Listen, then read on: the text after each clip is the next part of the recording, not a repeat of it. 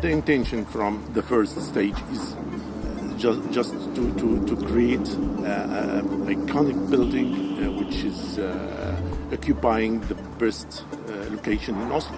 We wanted very much that the people sense the shape of the building, the shape of the roof inside the building. We thought that we achieved what we wanted by choosing mono.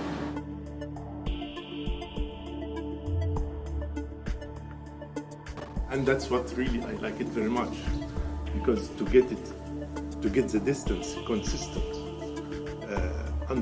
between the roof, the bottom of the roof and the bottom of the beam all the way, that was something nice to achieve.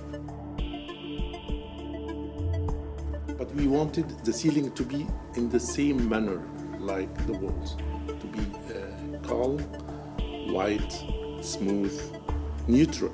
And I think Rockfon helped us quite well to achieve this with this smooth, flat, precise ceiling between beams.